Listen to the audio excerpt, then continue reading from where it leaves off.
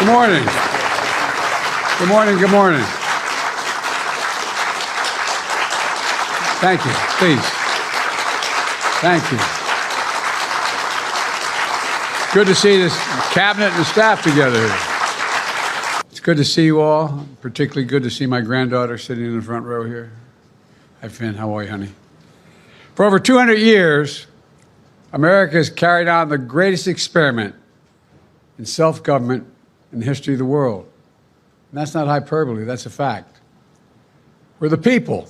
The people vote and choose their own leaders, and they do it peacefully. And we're in a democracy. The will of the people always prevails. Yesterday, I spoke with President-elect Trump to congratulate him on his victory. And I assured him that I'd direct my entire administration to work with his team to ensure a peaceful and orderly transition. That's what the American people deserve.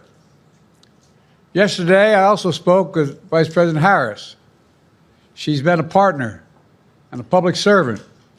She ran an inspiring campaign, and everyone got to see something that I learned early on to respect so much, her character. She has a backbone like a ramrod. She has great character, true character.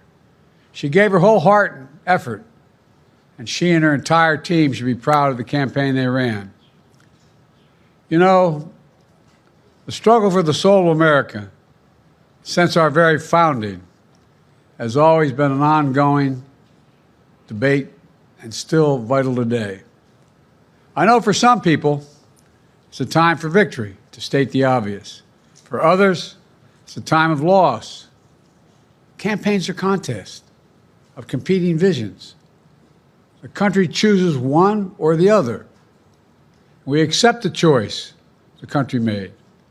I've said many times, you can't love your country only when you win.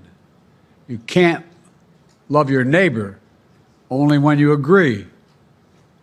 Something that I hope we can do, no matter who you voted for, is see each other not as adversaries, but as fellow Americans. Bring down the temperature. I also hope we can lay to rest the question about the integrity of the American electoral system.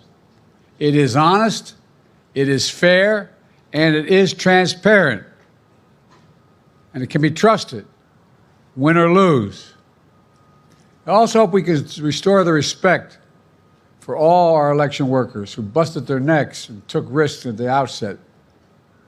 We should thank them. Thank them for staffing voting sites, counting the votes, and protecting the very integrity of the election. Many of them are volunteers who do it simply out of love for their country. And as they did their duty as citizens, I will do my duty as president. I'll fulfill my oath, and I will honor the Constitution. On January 20th, we'll have a peaceful transfer of power here in America. To all our incredible staff, supporters, cabinet members, all the people who've been hanging out with me for the last 4 years, God love you, as my mother would say, thank you so much. You put so much into the past 4 years. I know it's a difficult time. You're hurting. I hear you and I see you. But don't forget all that we accomplished. It's been a historic presidency. Not because I'm president, because what we've done, what you've done. A presidency for all Americans. Much of the work we've done is already being felt by the American people, but the vast majority of it will not be felt over the next 10 years. We have legislation we passed that's just only now just really kicking in. We're going to see over $1 trillion worth of infrastructure work done, changing people's lives in rural communities and communities that are in real difficulty because it takes time to get it done. And so much more it's going to take time, but it's there. The road ahead is clear, assuming we sustain it. There's so much we can get done and will get done based on the way the legislation was passed. And it's truly historic. You know, we're leaving behind the strongest economy in the world.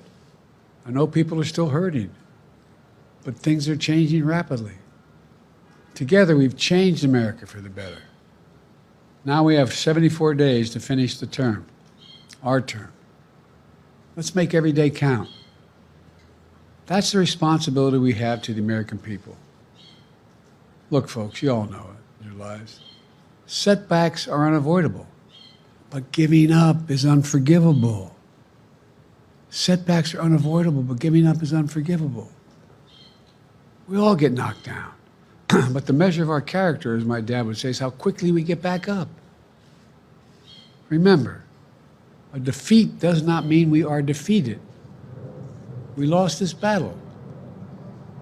The America of your dreams is calling for you to get back up. That's the story of America for over 240 years and counting. It's a story for all of us, not just some of us. The American experiment endures. We're going to be okay, but we need to stay engaged. We need to keep going. And above all, we need to keep the faith. I'm so proud to have worked with all of you. I really mean it.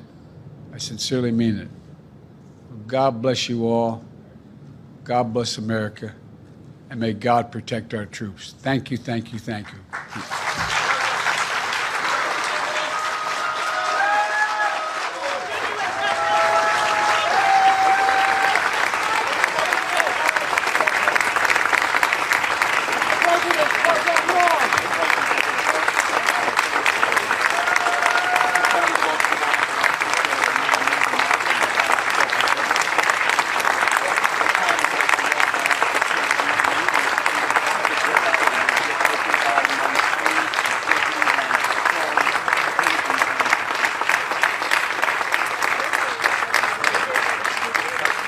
Thank you.